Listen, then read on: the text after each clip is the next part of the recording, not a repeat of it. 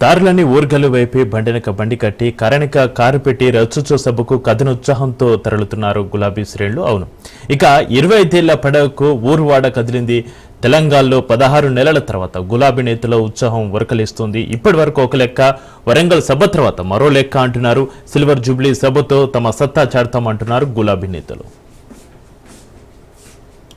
జెండా బట్టి నేనే పోతారో మోక మీద 33 జిల్లలు గదిలేరో అందరి దారి ఓరు గల్లు వైపే సాగేరో పోరాటాల పత్తు పడుపు తెలంగాణ కుండే దరువు పోరాటాల పత్తు పడుపు తెలంగాణ కుండే దరువు గులాబీ జెండా బట్టి ఎల్కా తుర్తి బాట బట్టు హట్ హట్ హట్ ఆహా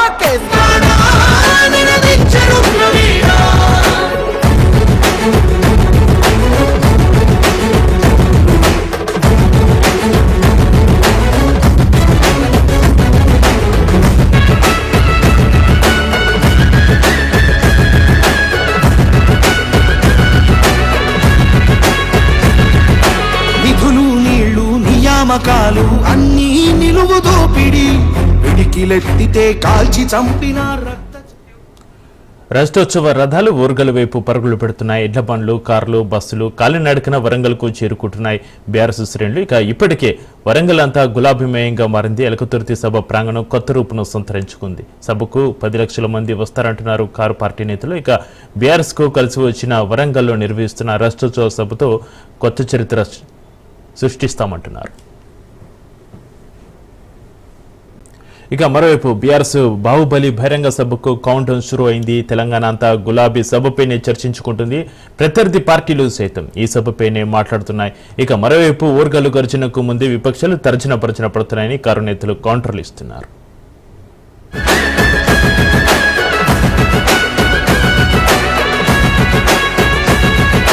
నిధులు నీళ్లు నియామకాలు అన్నీ నిలువు దోపిడి పిడికిలెత్తితే కాల్చి చంపిన రక్త చరిత్రల రాపిడి పదవుల కోసం పెదవులు మూసిన మోసాలతోనే గోసా తెలంగాణ రేషా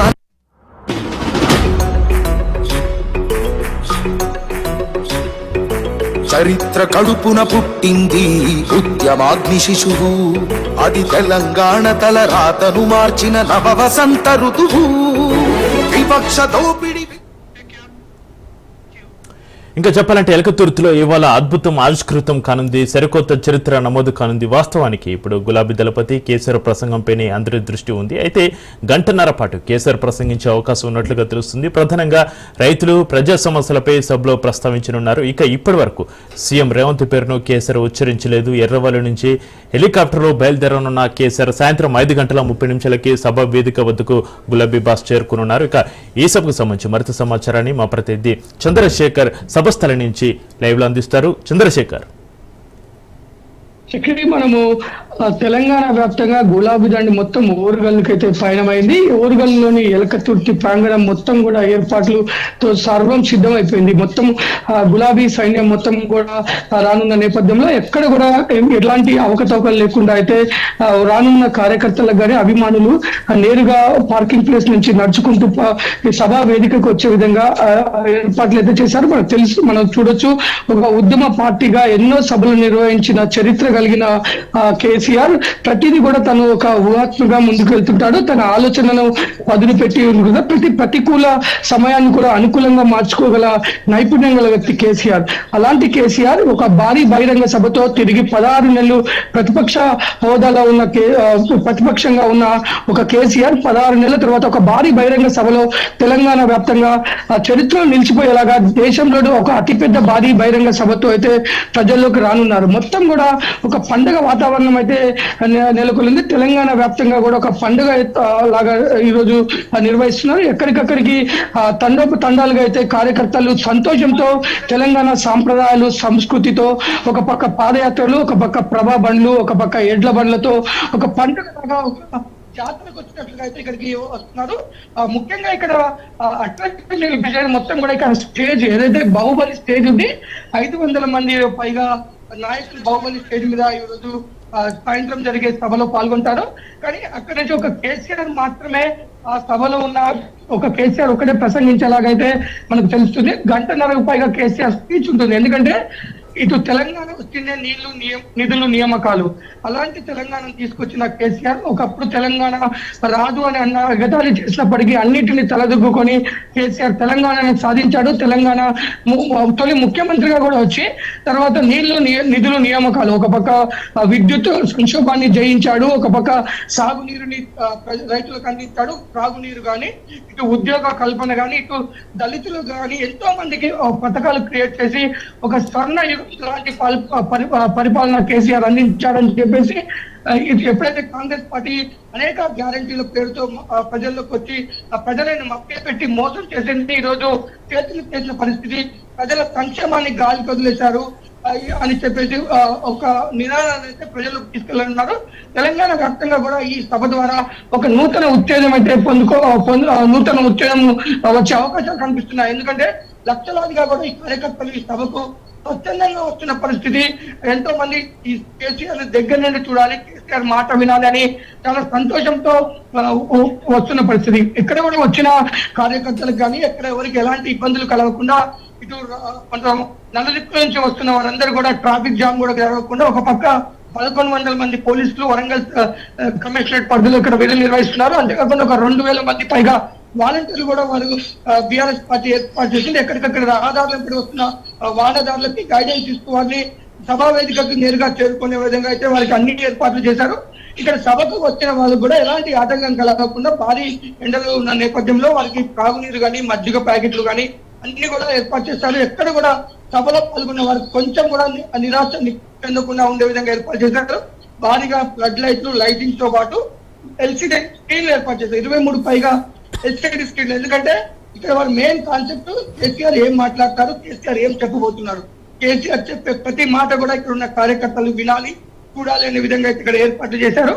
అంతేకాదు మొత్తం సీసీ కెమెరాల పర్యవేక్షణలో సభ నిర్వహించే విషయంలో మాత్రం కేసీఆర్ ని తలదనేవాడు లేరు అనే విధంగా అయితే సభ ఏర్పాట్లు అయితే ఉన్నాయి.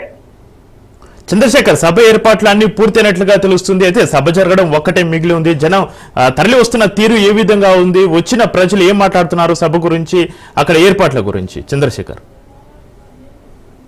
సభకి జనాలు తండాలుగా వస్తున్నారు. రహదారులన్నీ కూడా మొత్తం గులాబీ అయిపోయాయి. గులాబీ బండిలో గులాబీ దండు ఒక దండు లాగా వస్తున్న పరిస్థితి.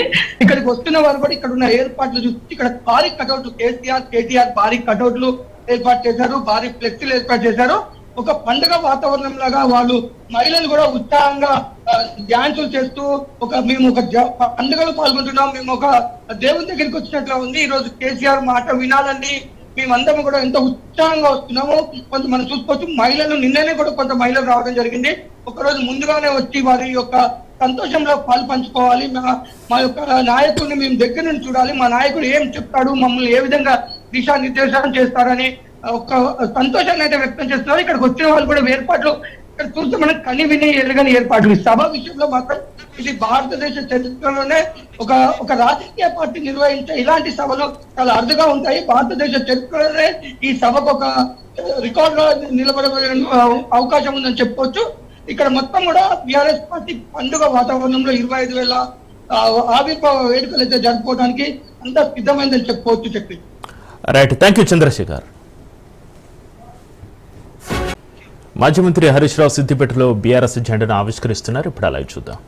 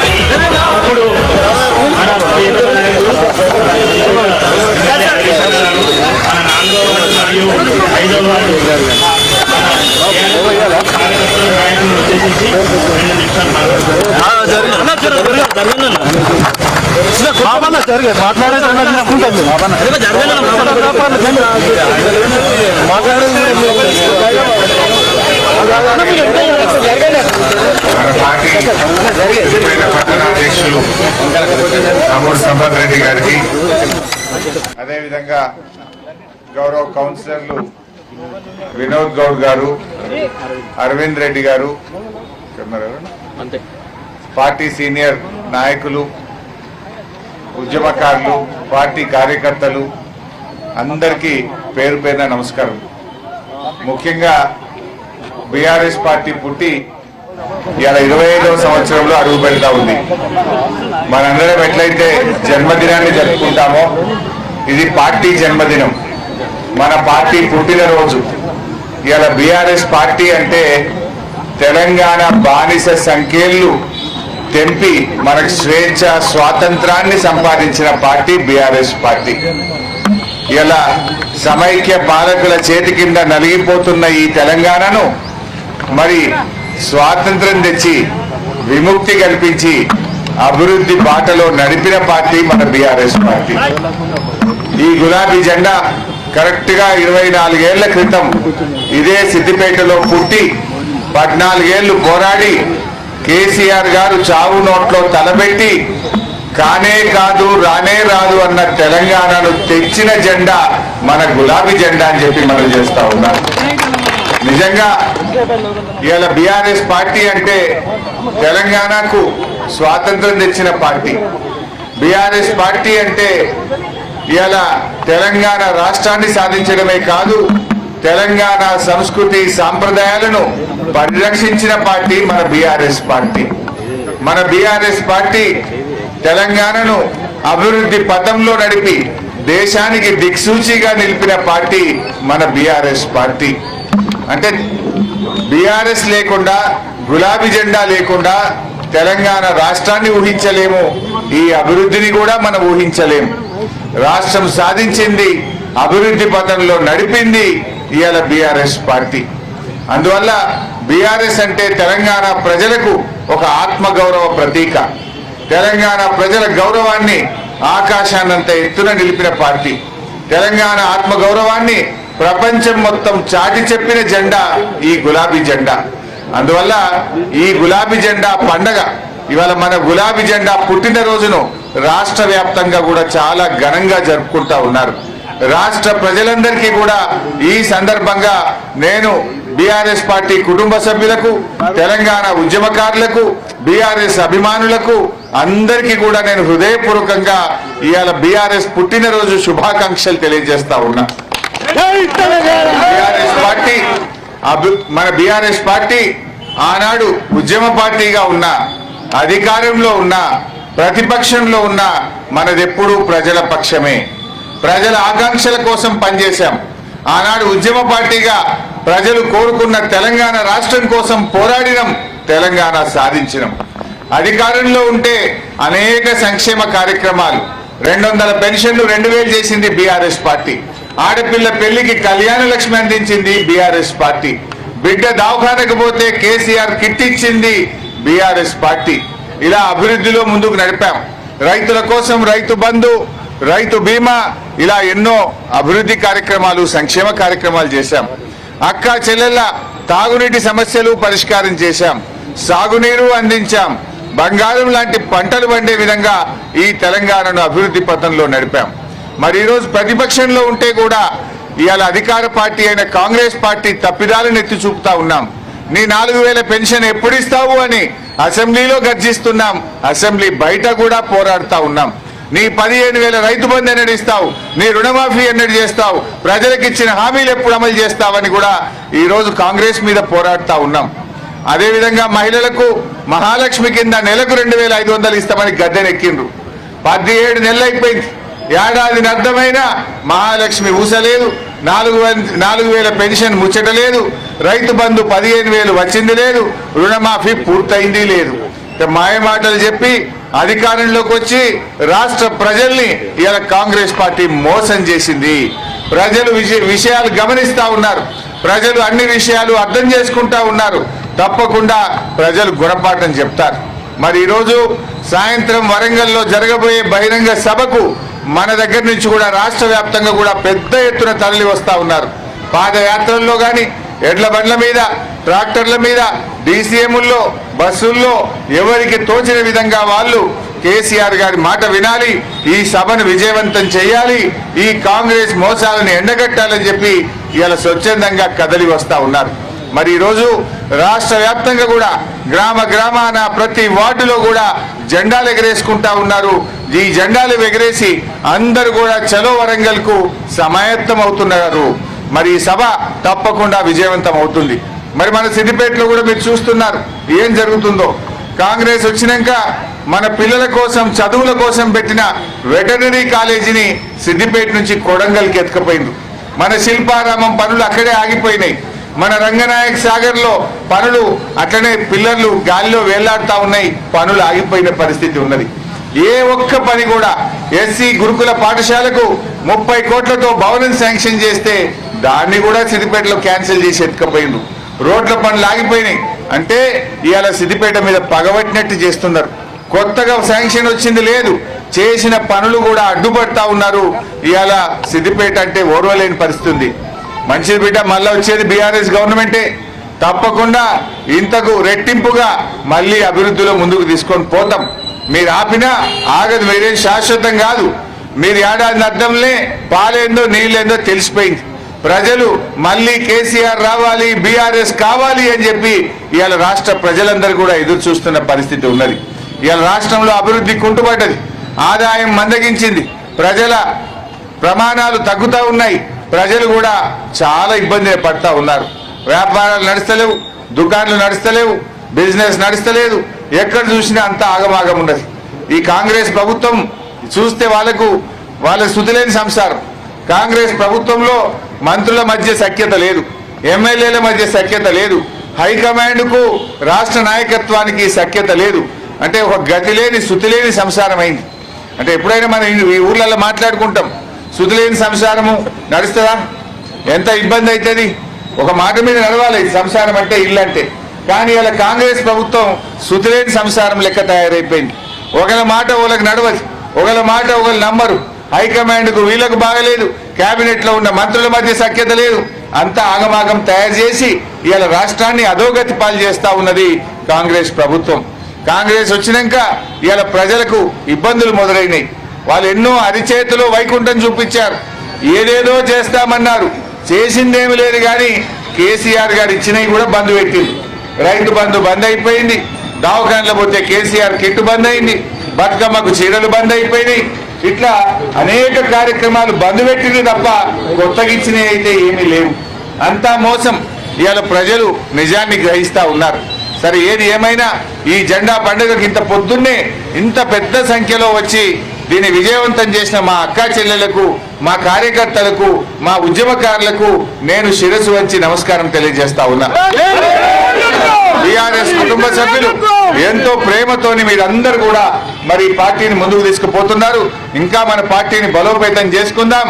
ఈ రాష్ట్రంలో ఎవరవునన్నా కాదన్నా మళ్ళీ మన ప్రభుత్వమే వస్తుంది. మళ్ళీ బీఆర్ఎస్ ప్రభుత్వం వచ్చి మళ్ళీ ప్రజల కష్టాలు దూరం చేస్తుంది, ప్రజల ఆకాంక్షల్ని నెరవేరుస్తుంది, ఈ ప్రజల్ని అభివృద్ధి పథంలో ఈ రాష్ట్రాన్ని నడిపిస్తుంది అని చెప్పి మనవి చేస్తూ జై తెలంగాణ, జై తెలంగాణ. సూర్యాపేట జిల్లా కోదాడలో జిల్లా అధ్యక్షులు పడుగుల లింగయ్య యాదవ్ ఇంటింటికి తిరుగుతూ బీఆర్ఎస్ రాష్ట్రోత్సవ సభ విజయవంతం చేయాలని ఆహ్వానించారు. కాంగ్రెస్ పార్టీ మోసపూరిత హామీలతో 16 నెలలుగా ప్రజలను మోసం చేస్తుందన్నారు. బడుగు లింగయ్య యాదవ్ బీఆర్ఎస్ పార్టీ రాష్ట్రోత్సవ సభను విజయవంతం చేయాలని కోరారు. 10 ఏళ్ల బీఆర్ఎస్ పాలనలో దేశంలోనే తెలంగాణ అగ్రగామిగా నిలిపిందన్నారు. కాంగ్రెస్ పార్టీ వైఫల్యాలే లక్ష్యంగా బీఆర్ఎస్ పార్టీ చేపట్టిన రాష్ట్రోత్సవ సభను విజయవంతం చేసేందుకు ప్రజలు అధిక సంఖ్యలో పాల్గొనాలని పిలుపునిచ్చారు. ఎప్పుడు ఎన్నికలు వస్తే అప్పుడు బీఆర్ఎస్ ను గెలిపించేందుకు ప్రజలు సిద్ధంగా ఉన్నారన్నారు బడుగుల లింగయ్య.